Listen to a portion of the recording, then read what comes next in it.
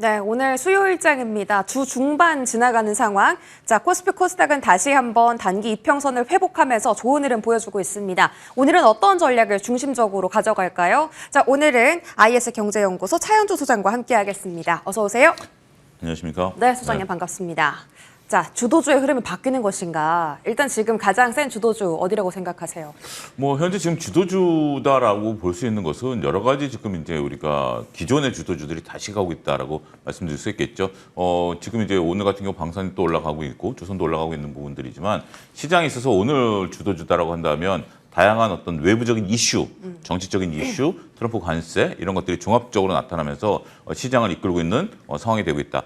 저는 이제 주도주들이 이렇게 좀 나오고 있는 것들을 놓고 본다라면 지금 현재 시장에 있어서의 풍부한 유동성이 좀 중요하다고 생각을 해요. 그래서 그 부분 한번 좀 잘 관찰하자 이렇게 정리하겠습니다. 알겠습니다. 유동성이 어느 섹터로 좀 들어갈 것인가, 연속적으로 수급이 들어가는 곳에 집중하자라고 하셨습니다. 자, 대표적으로 증권주가 있을 텐데요. 증권주는 사실 그 6월 달에는요, 좀 시가총액이 큰 종목들 위주로 오르다가 이번 주부터는 자사주를 많이 가지고 있는 중소형 종목들의 탄력도가 더 강화되기 시작했습니다.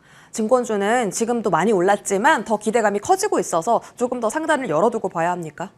일단 증권주는 좀 구분할 필요는 있다라고 봐요. 우리가 1차 상승 말씀하신 것처럼 1차 상승 같은 경우는 우리가 증시된 기대감으로 올랐고 지금은 이제 자사주가 많은 쪽 기업들이 이제 갑자기 튀어 올라간 거 아니겠습니까? 어제부터. 근데 저는 그건 구분할 필요는 있다라고 봐요. 자사주에 관련해서는 우리가 법을 만든다 하더라도 의무 소각을 법제화할 수 있는 부분들은 아니에요. 이거는 시청자 여러분들이 정확히 명확히 아셔야 되는 게 이거는 자사주는 기업의 자율에 의해서 결정할 수 있는 부분들이지 자사주를 갖고 있으니까 무조건 소각해라라고 한다면 일부 기업들은 자사주를 소각하는 게 아니라 팔아버릴 수도 있어요. 시중에다. 왜냐하면 기업이 이익이 남는 것을 어떻게 운용할 것인가, 자사주를 보유할 것인가, 아니면 내부 유보를 할 것인가, 배당을 줄 것인가라는 것은 기업의 자율적인 판단에 의해서 이루어지는 부분들이지 정부가 자사주를 소각한다라는 것은 어떤 권고사항이 되거나 어떤 특혜를 줄 수 있는 그런 부분들을 위해서 유도를 할 수 있긴 하겠습니다만 자사주를 무조건 자사주가 많으니까 소각하게 된다?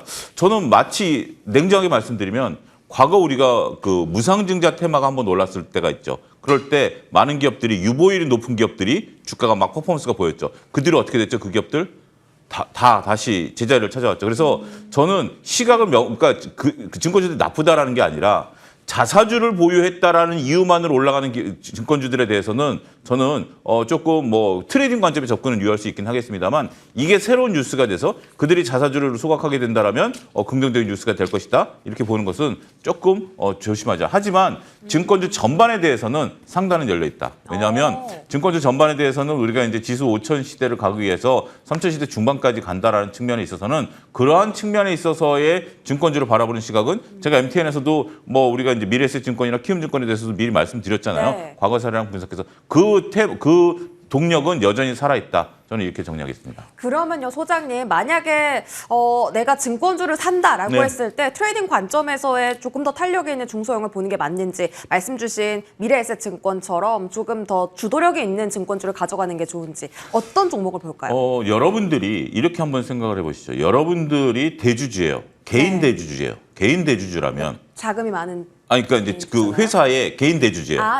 내가 이제 회사의 개인 대주주면 내 개인 재산을 법적으로 인정하지 않아주면 그걸 내가 받아들일 수 있겠습니까?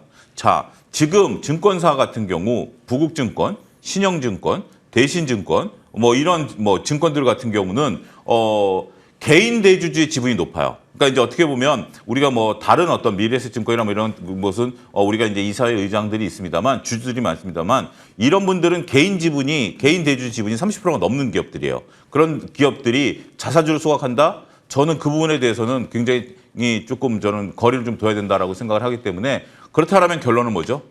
여전히 우리가 이제 미래에셋이나 키움 같은 이런 쪽들에 관심을 좀 보자. 왜냐하면 투자자들이 굉장히 현명하다라는 것들이 그동안 우리가 자사주의가 나왔을 때 여태껏 못 올랐잖아요. 근데 어제부터 갑자기 테마가 형성이 된 거예요. 물론 어제부터 법제화를 하겠다는 얘기가 나왔기 때문에 올라갑니다만 그게 지금 벌써 오늘 윗꼬리를 달기 시작하잖아요. 그렇기 때문에 지금 시점에 있어서는 여전히 기존 주도주들을 보자.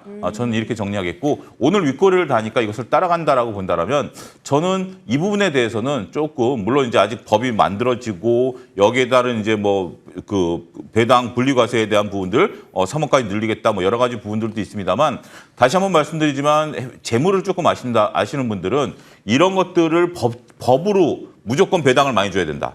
자사주는 무조건 소각시켜야 된다라는 것들은 오히려 증시에 있어서는 악재일 수도 있다. 이게 강제 규정이 되면 미국도 자율이거든요. 자율적으로 이루어지는 부분들을 유도를 해야지 법을 통해서 무조건 자사주 많으면 소각하면 주가가 올라갈 것이야 라고 보는 시각에 대해서는 조금 저는 경계감을 나타내도록 하겠습니다. 네, 자사주 소각 의무화가 조금은 중소형주에게는 단기적인 이슈가 될 수도 있겠다라고 하시면서 기존의 주도력을 가지고 있던 증권주 위주로 보자라고 언급해 주셨습니다. 은행은 어때요? 배당소득 분리과세. 이거는 실현 가능성 있는 법안입니까? 근데 그 부분에 대해서는 우리가 배당소득 분리과세는 많은 분들이 원하죠. 저도 이제 그 부분을 원하는데 이건 네. 세제 개편과 맞물려야 되는 부분들이에요. 그래서 가장 저는 시간이 오래 걸리는 부분들이다. 단순하게 우리가 배당, 이제 자사주를 소각을 권고한다라든지 배당을 많이 주는 것을 권고할 수는 있어요. 근데 배당에 대해서 우리가 2천만 원 넘는 부분에 대해서 분리과세를 한다라는 것은 세제 개편이 들어가야 되는 거예요. 이거는 종합적인 판단이 들어가는 거기 때문에 가장 오래 걸릴 수밖에 없다. 그러면 이 세금을 건드리면 다른 또 불합리한 세금을 또 우리가 정부 입장에서는 세수가 줄어드는 거잖아요. 그러면 여러 가지를 다 복합적으로 봐야 되는 거거든요. 그래서 우리가 당장 이슈냐 아니면 장기적인 이슈냐. 근데 지수 5천 시대를 가려면 저는 이 부분은 해결돼야 되는 문제라고 봐요. 그런데 너무 지금 서둘러서 생각하지는 말자라고 정리하도록 하겠습니다. 저희 아내도 제가 10kg 빼는 건 1년 기다려주기로 했거든요. 근데 지금 당장 저보고 10kg 빼라라고 얘기하는 것은 그거는 제가 할 수 없는 거예요. 지금 당장 우리가 지금 정부에다가 배당소득 분리과세를 올해 만들어내라고 요구하는 자체도 현실적으로 어려움이 있을 수 있다. 이런 부분들 좀 말씀드리겠습니다. 접근하는 건 좋다라는 말씀이시죠? 그렇죠. 접근은 계속 해야 됩니다. 근데 그런 부분들에 대한 주가 퍼포먼스를 너무 빠르게 당겨서 우리가 반영하는 것에 대해서는 조금 경계하자. 하지만 장기적으로는 우리가 체력을 키워나가야 되는 부분들 중에 하나인데 이 부분은 이제 우리가 뭐 아무래도 앞으로 이제 재경부 장관이 이제 되고 이제 그런 부분들에서 서로 이제 논의가 이제 시작이 돼야 되겠죠. 그렇기 때문에 지금은 너무 서두르지 말자 이렇게 정리하겠습니다. 알겠습니다. 그러니까 봐야 하는 건 맞는데 조금은 긴 호흡을 가져갈 필요가 있겠다. 그 은행주 말고도요. 배당소득 분리과세 수혜 섹터로 꼽히는 게 유틸리티 섹터가 있더라고요. 한국가스공사, 한국전력, 지역난방공사 이런 종목들인데 업황 자체가 너무 좋기 때문에 그 배당 여력이 있다라는 게 좀 분석이거든요. 이 세 가지 종목에 대한 시선은 어떠세요? 근데 저쪽 같은 경우는 우리가 그 업황이 좋기 때문에 배당 여력이 있다라는 것은 그거는 재무적으로 보면 조금 약간 어폐가 있습니다. 왜냐하면 저들은 원재료 가격에 따라서 우리가 이제 가격이 급등하겠잖아요. 그 이익이 난 걸 무조건 배당을 주는 것이 아니라 이걸 유보했다가 가격 조절 기능을 나타내는 거예요. 저게 이제 우리가 보면 이제 공사라는 이름을 붙었던 것이 민간 기업이 아니거든요. 그렇기 때문에 이익은 범퍼 역할을 합니다. 혹시 갑자기 뭐 전쟁이 터지면서 가스라든지 그 유가가 올라가 버리면 그렇다면 또 바로바로 즉각 올려야 되나요? 바로바로 또 즉각 내려야 되나? 이런 것들이 아니기 때문에 저런 것들에 대해서는 우리가 너무 유틸리티에 대한 기대감분들은 저는 제 개인적으로는 별로 그렇게 선호하고 있지는 않다 이렇게 정리하겠습니다. 알겠습니다.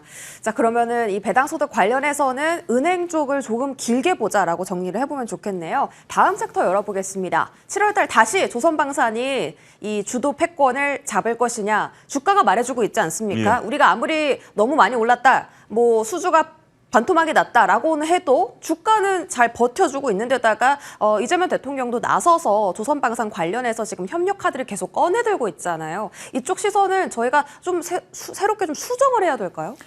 여전히 수정이라기보다는 여전히 그냥 가져가는 거죠. 그냥 불안감을 갖고 계신 분들이 있으면 그건 본인의 마음에 있는 것이지 시장은 전혀 불안해하지 않잖아요. 우리가 월요일 날 하나증권과 BNK증권에서 나온 리포트를 보면 1차 상승 이후에 2차 상승은 역시 1차 상승 때 갔던 주도주들이 같이 간다라는 거예요. 근데 조선방산을 우리가 봐야 되는 이유 중에 하나는 많이 올랐다라는 것은 수현 앵커의 말씀이 맞아요. 근데 많이 올랐다라는 거는 어떤 거죠? 근데 주가는 왜 올라가죠? 내 마음속에 있는 거예요. 많은 분들이 여전히 실적과 수주 기대감이 같이 가는 거예요. 이게 굉장히 이례적인 현상인데요. 보통 우리가 조선주에 대한 어떤 트라우마가 있으실 거예요. 수주가 막 들어왔는데 주가가 못 올라갔었던 그런 트라우마가 있으실 텐데 지금은 그때 들어왔던 수주가 매출로 일어나고 있고 또 새로운 수주가 쌓이고 있고 하면서 수주와 매출이 같이 가고 있어요. 그렇기 때문에 지금 이익 사이클로 간다라고 저는 생각을 합니다. 그리고 우리나라 같은 경우 현재 지금 경제 성장률이 0.8%밖에 안 돼요. 그러면 내수가 살아날까요? 수출 기업이 살아날까요? 물론 이제 어려우니까 지금 이제 논쟁이 있는 우리가 13조라는 돈을 민생지원금을 푸는 거 아니겠습니까? 내수를 살리기 위해서. 그렇지만 수출에 대해서는 방산, 조선, 화장품 이런 것들에 대해서는 지금 수출이 잘 되고 있잖아요. 네. 그러면 이익들이 나고 있으면 그것이 주가가 높다라는 게 부담이 될까요? 그러면 고객탁금이 65조가 넘어서는 상황에서 어떤 주식을 살까요? 덜 오른 주식을 살까요? 근데 덜 오른 주식은 지금 안 가잖아요. 그렇기 때문에 저는 조선방산에 대해서는 여전히 우리가 불안감이 있는 건 사실이지만 특히 어제 같은 경우 조선방산이 10% 조정을 받고 다시 올라가기 시작하잖아요. 네. 그런 모습들을 보면 저는 뭐 특별히 우리가 아직은 우려할 단계는 아니다. 물론 내일 당장 어떻게 될지 모르기 때문에 로스컷은 짧게 걸어야 되는 부분들은 맞아요. 그렇지만 우리가 두렵다라고 해서 놓치게 된다라면 올 상반기 때 많은 분들이 저는 안타까운 것 중에 하나가 건설주다라고 생각을 합니다. 이건 제 개인적인 견해인데요. 건설주는 여러 가지 생각 때문에 못 사셨을 거예요. 저조차도 건설주를 MTN에서 빠르게 말씀을 드렸던 기억이 있습니다만 그 뒤로 계속 리뷰를 못 해드렸어요. 왜냐하면 저도 좀 불안했기 때문에. 그렇기 때문에 그런 부분들을 놓고 보면 불안감을 이겨내는 투자를 해야 되기 때문에 지금 투자가 좀 어려운 구간에 있다. 이렇게 정리하겠습니다. 네, 조선방사는 여전히 추가 상승 여력이 있다라고 보셨는데요. 조선 같은 경우는요, 어떤 그 재료에 포커스를 두고 우리가 좀 가져가야 될까?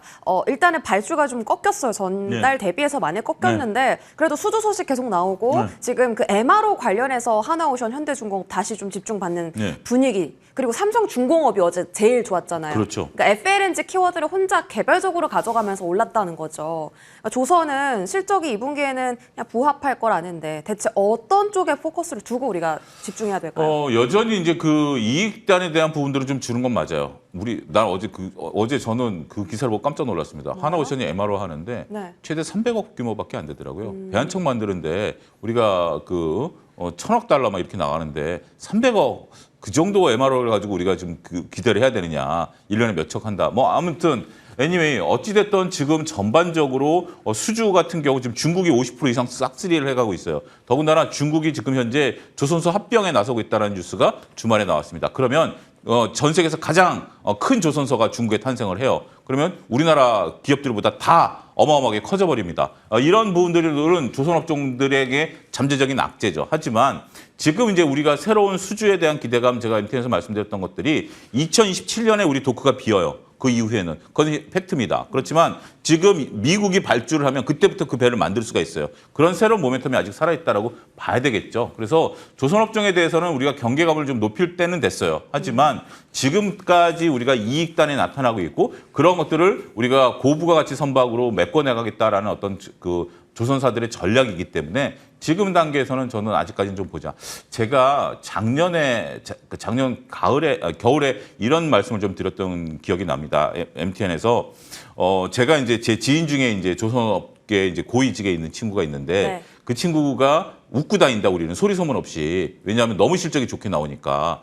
상여금을 받나요? 아니요, 그러니까 이제 실적이 좋고 기업의 실적이 좋고 임원들은 기업의 실적이 좋아야 올해 이제 할 수 있는 부분들이기 때문에 그래서 그분을 말씀을 드렸어요. 그리고 주가가 몇 프로 올랐죠? 거의 2배 가까이 올랐잖아요. 그런 부분들을 놓고 보면 아직까지 그쪽에서 위험 신호가 별로 그러니까 여러분들도 투자를 하다 보면 그 지인분들 계시면 저도 이제 그것도 하나의 바로 밑에 물론 그분 말씀이 100% 맞는 건 아니죠. 왜냐하면 그분은 주식을 모르기 때문에. 하지만 아직까지 우리가 경계감은 높여야 되겠지만 그렇다고 해서 이걸 내주고 다른 대안을 찾을 정도의 상황은 아니다. 이렇게 정리하겠습니다. 혹시 방산 쪽에 좀 고위 관계자는 아시는 분이 없으신가요? 저희 방산도 궁금한데 너무 셉니다. LIG 넥스원 다시 9% 급등이고 이게 뭐 K2 전차 수출처럼 역대급 그 수출이 하반기에는 소식이 없을 거라고 하던데 우리가 방산에 접근해야 되는 이유는 뭡니까?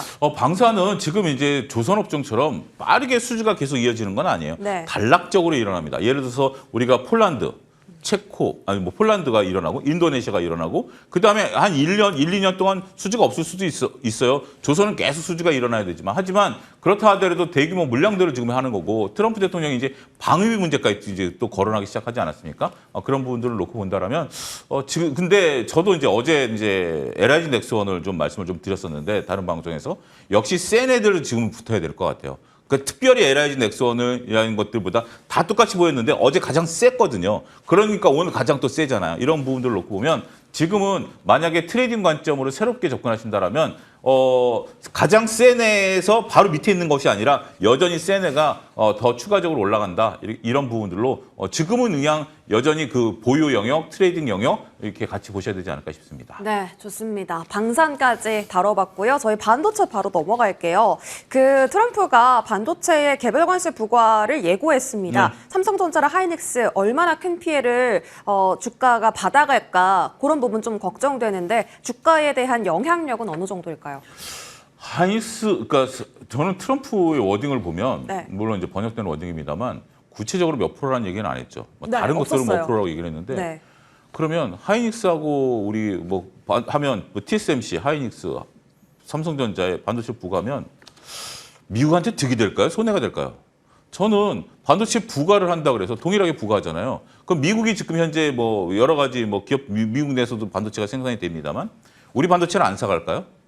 필요하죠. 필요하죠. 그래서 네. 저는 별로 그러니까 세모예요. 그러니까 이게 피해 수혜가 아니라 네. 그냥 우리한테 중립적이에요. 지금 예를 들어서 뭐 제가 가격을 정확히 모르겠습니다만 HBM 하나가 뭐 10만 원이라고 한다라면 여기 관세 50% 때려서 15만 원 한다 하더라도 미국에서는 사가야 돼요. 네. 그런 부분들이기 때문에 저는 다른 거는 피해는 있어요. 이번에 그 언급한 것 중에 피해주도 있습니다. 그걸 수혜주다라고 오해하시는 분들인데 피해주는 있습니다만 전 반도체는 중립이다. 그렇게 특별히 피해는 없다. 오히려 좀 피해를 좀 본다라면 레거시 반도체 쪽에서 좀 피해를 볼 수 있으면 삼성전자가 오히려 조금 약재일 수도 있긴 하겠습니다만 저는 뭐 그 부분에 대해서는 삼성전자가 미국에서 막대하게 좀 수출하고 있는 것도 아니기 때문에 별로 그렇게 이 부분에 대해서 밀린다고 생각하지는 않습니다. 상생 관계이기 때문에 그렇죠. 이게 뭐 그렇게 큰 피해인지 수혜인지는 거론할 무게감 자체가 좀 많이 없는 이슈다라고 표현해 주셨고요. 자, 그렇다면 소장님, 삼성전자랑 하이닉스의 주가 흐름을 다시 한번 체크를 해볼게요. 일단 기존에는 삼성전자가 좀 더 우위다라고 표현을 해주셨지만 이번 주 초반의 흐름만 놓고 봤을 때는 하이닉스가 더 강했습니다. 잠정 실적에서 어닝 쇼크가 나왔는데요. 그럼에도 하반기 실적 개선 기대감을 안고 삼성전자에 조금 더 강한 비중을 실어야 될까요?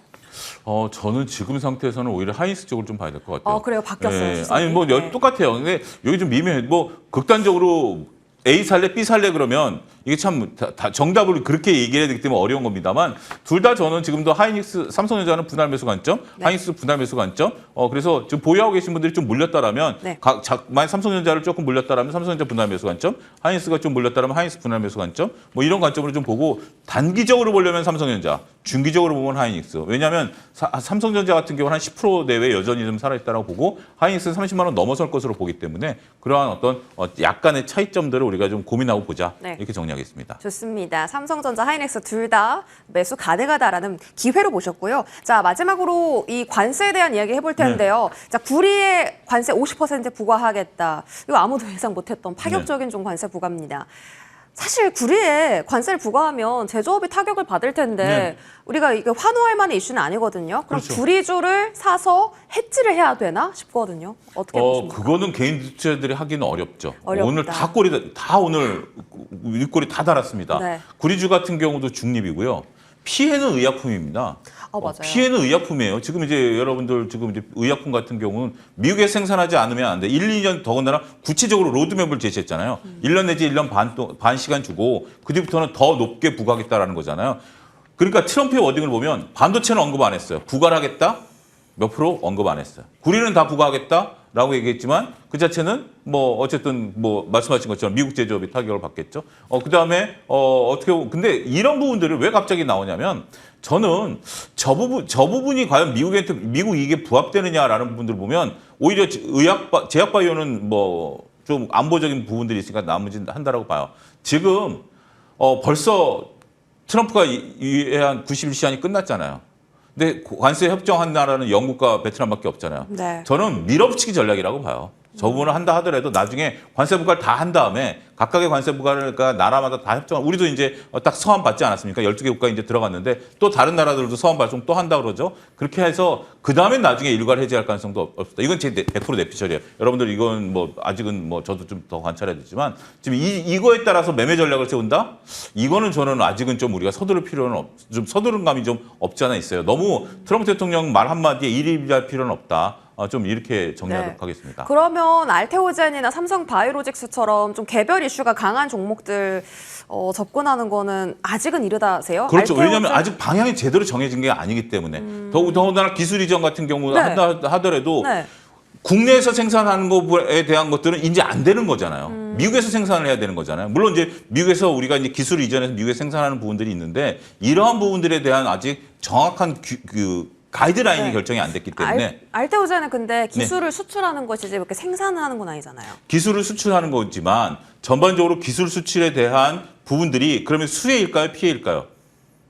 어떤 것에 대해서? 관세요? 아니요, 그렇죠. 아직은 중립이죠. 똑같은 재료죠. 어차피 지금 우리가 기술 이전을 수출해서 로열티를 받는 거잖아요. 여긴 관세 무풍지대죠. 그렇다면 그게 네. 수혜주라고 볼 수 있을까요? 그렇게 볼 수 있는 건 아직은 아니죠. 모른다. 아직은 그러니까 제가 말씀드리는 것은 이게 좀 목소리가 좀 커졌는데요. 제가 말씀드리고자 하는 것은 지금 명확한 가이드라인이 없잖아요. 명확한 가이드라인이 없는 상태에서 누구는 피해고 누구는 수혜다라고 우리가 이분법적으로 나누기에는 조금 중립적이다라는. 그 외에 또 대안이 없느냐라면 또 대안 있는 주식들이 있잖아요. 오늘 뭐 조선방산 같은 뭐 증권주 같은 부분들이 있는데 굳이 여기서 가이드라인이 없이 불확실성이 있는 속에서 우리가 어떤 수혜주를 찾으려고 하는 노력들 그건 필요하긴 해요. 하지만 그것이 과연 지금 주가의 움직임에 있어서 퍼포먼스를 보인다라고 한다면 조금 우리는 거리를 좀 두자 이렇게 정리하겠습니다. 삼성바이오로직스 실적도 좋고 알테오젠도 호재가 있어서 접근이 괜찮을 줄 알았는데 일단 네. 관세에 대해서 어떤 이슈의 프로세스가 근데 생기는지를 봐야 되겠다. 저는 삼성 만약에 이게 좀 가면 삼바가 가장 큰 타격을 받을 가능성도 있어요. 아 그렇죠. 왜냐면 생산을 위주로 그렇죠. 하는 생산을 CDMO 우리에서 기업이기 하는 때문에. 거니까 네. 삼바가 가장 큰 타격을 받을 가능성이 있기 때문에 네. 오늘 또 보합이잖아요. 딱 그런 것들이 투자자분들이 명확히 어떻게 보면 핵을 좀 뚫고 있다. 좀 이렇게 정리할 수 있겠습니다. 예, IS 경제연구소 차영조 소장과 함께했습니다. 고맙습니다.